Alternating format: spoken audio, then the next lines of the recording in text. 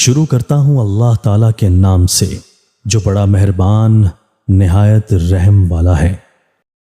حضرت انس رضی اللہ تعالیٰ عنہ سے روایت ہے کہ نبی اکرم صلی اللہ علیہ وآلہ وسلم نے ایک صحابی کی جو بیماری سے سخت لاغر اور سوکھ کر چڑیا کے بچے کی طرح ہو گئے تھے عیادت کی۔ آپ نے ان سے فرمایا، کیا تم اپنے رب سے اپنی صحت و عافیت کی دعا نہیں کرتے تھے؟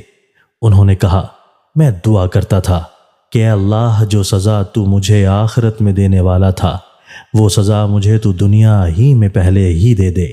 نبی اکرم صلی اللہ علیہ وآلہ وسلم نے فرمایا، سبحان اللہ، پاک ہے اللہ کی ذات، تو اس سزا کو کاٹنے اور جھیلنے کی طاقت و استطاعت نہیں رکھتا، تم یہ کیوں نہیں کہا کرتے تھے؟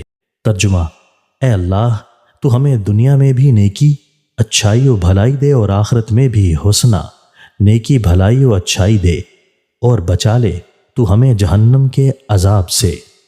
حضرت ابو ہریرہ رضی اللہ تعالیٰ عنہ سے روایت ہے کہ رسول اللہ صلی اللہ علیہ وآلہ وسلم نے فرمایا، کوئی شخص دعا مانگے تو اس طرح نہ کہے، اے اللہ تو چاہے تو ہمیں بخش دے، اے اللہ تو چاہے تو ہم پر رحم فرما، بلکہ زوردار طریقے سے مانگے، اس لیے کہ اللہ کو کوئی مجبور کرنے والا تو ہے نہیں کہ کہا جائے اگر تو چاہے۔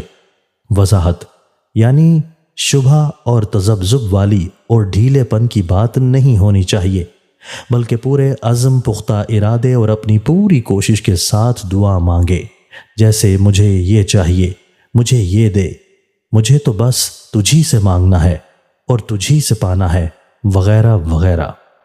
حضرت عباس بن عبد المطلب رضی اللہ تعالیٰ عنہ کہتے ہیں کہ میں نے کہا، اللہ کے رسول، مجھے کوئی ایسی چیز سکھائیے جسے میں اللہ رب العزت سے مانگتا رہوں۔ آپ نے فرمایا، اللہ سے عافیت مانگو۔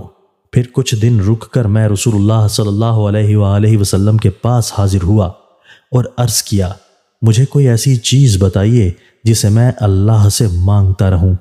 آپ نے فرمایا، اے عباس، اے رسول اللہ صلی اللہ علیہ وآلہ وسلم کے چچا، دنیا و آخرت میں عافیت طلب کرو۔